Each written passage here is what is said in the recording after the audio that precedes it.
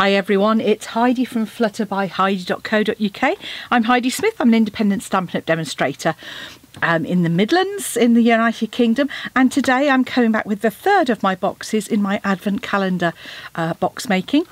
So this was the first one we made, which is just of the short traditional kind of almost like a milk carton box. We then made a nice tall slim one for some fudge, and then today I'm making this kind of middle-sized one. So the idea is that with these three different sizes, they all come together to make a little sort of village. And you'll see I've used the lovely snowflake wishes for the decoration, and I've used the sort of snowflakes here, the large snowflakes, and then I've used the smaller snowflake cluster for these. Great stamp set. I've lots of projects I've made with this and the paper that goes with it. And then the numbers come from the Playful Alphabets dies, which are these ones here, and you can see not only do you get the alphabet with repeated letters in there as well, really good.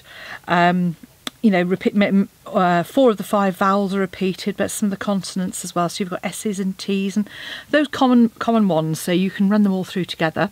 And it also comes with numbers as well, 6 and a 9, always useful, along with sort of some punctuation marks as well, including some letters, sort of, you know, C cedilla and things like that for those other languages as well. So that's what I'm going to make today. I thought I've done this one in red, so I thought we'd do the gold version. So with all of these, I've actually made each one, I've made sort of half in the gold and half in the red, and then mix them all up together. So I will put a photo on my blog of what they all like, what they all look like together when they're all finished. So some simple scoring to start off with. Okay, so cardstock that we're using. Oh, I'm going to do it in white. Helps if you get the right colour card. Okay. Excuse me, I've got a frog in my throat. Right, so the cardstock that I'm using, I'm working in centimetres. I've done them in inches as well. So this is 14.5 centimetres by 19 centimetres. And you're going to score on the long edge at every 4.5 centimetres. So 4.5, at 9, at 13.5, and then at 18. So that's going to create our box base. Then we're going to score at 4.5, and I've lost my bit of measurements. 4.5, easy to work out. Just going to be 2 seconds. So it is 4.5, 11 and 13.5. There we go, found them. 11 and then at 13.5. Okay, so top section is where we're going to be making our sort of top of the box. This is our main area, and obviously the base that you've got there. These are photopolymer stamps, so I'm going to be stamping on my Stampin' Pierce mat, like so. And I'm going to use some Versamark ink and then some of our lovely gold embossing powder that we've got there. So I'm just going to use my star image. Now these obviously doesn't show up particularly well on the camera, but believe me, once you've stamped once, you can just about see where that's been. But if you just stamp once towards the top and once towards the bottom, you're not going to go far wrong with this stamp set. Like so.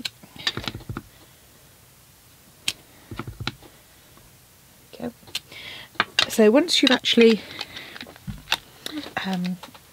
once you've actually stamped that there, grab yourself a piece of scrap paper. Oh, I didn't actually use my embossing buddy. Should have used my embossing buddy, because that obviously helps with any marks. I'm probably going to have fingerprint marks on this one, but let's give it a go. And then just liberally put your embossing powder all the way over there. Give it a shake, and then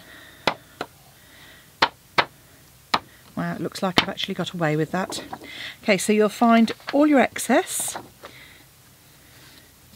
You can then just tip into your pot.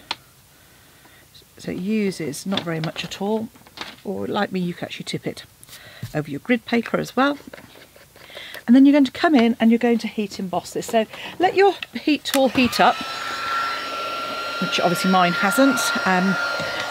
And then I'm going to come in from underneath the card and just hold it in one place. There's no point wafting it about.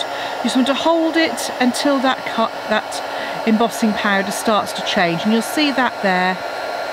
And just hold it a second more to allow it to really sort of flow. When it first changes, you'll find that it's a little bit pitted, so you just want a little bit more, and you can see that difference between the matte effect where it's just the powder and that shimmer once it's all heat embossed. So you just continue that all the way over. I don't always do heat embossing. This is quite a quick project to do, so I didn't think you'd mind too much. Hopefully you'll be able to hear me still. That's if my camera battery lasts. I've just looked and it looks a bit on the red. Anyway, there we go, let's hope so. So once you've done this, just make sure that last little bit is done. Okay, right. Now we can come into our reinforcing. So just line these up, just make sure they're nice and straight, and just reinforce those creases. Now you can score the diagonals on this if you want to. I haven't on the ones I've done, especially with the ordinary Whisper White.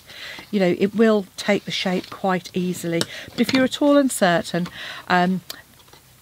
what you're going to do is this section here, so the first and third, that's your front and back.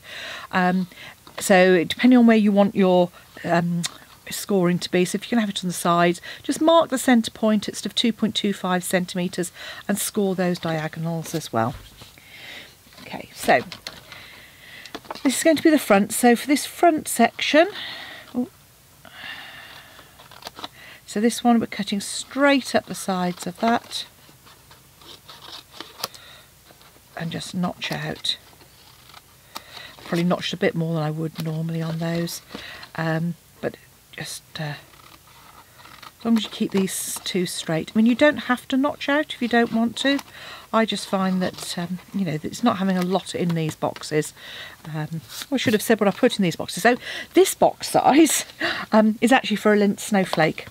So I'm just going to use my fuse. I'm just using up the last of my fuse because I've run out of my new Seal Plus. So once you've created your box, I've just folded the sides together, and then just fold the bottom in at the side, the back, and then the front, and then you're just going to add a little bit of glue to the bottom there, like so. And then, as I said, this top section, because you've already reinforced it, just pinch the top together, give it a bit of a wiggle, and you'll find that that works really well. And as I said, that's just big enough to pop in one of these lovely chocolates inside, like so. Now for the pieces, this is really just sort of scraps of DSP. So this is 5.5 by 5 centimetres. Yeah, by 5 centimetres. So all you're going to do is just cut yourself a couple of pieces of DSP that I've got here, and I've just taken a couple of pieces of the gold DSP. And this is the lovely wonder of the season. It's all gold and red foiled cardstock on white, and it's kind of got recipes and script and all sorts of things on, so it's great fun to use. Pop a bit of Tombow on the top section, on both the top and on the sort of the roof part. Just spread that, and then centre your DSP and just give it a pinch. And once you've done that one side, just do exactly the same on the other side. Then it just makes a fun little gift box. Like so. That you can then just pop your clip onto the top. See here, I've got just a little peg to go there. And then all you need to do then is, with my letters,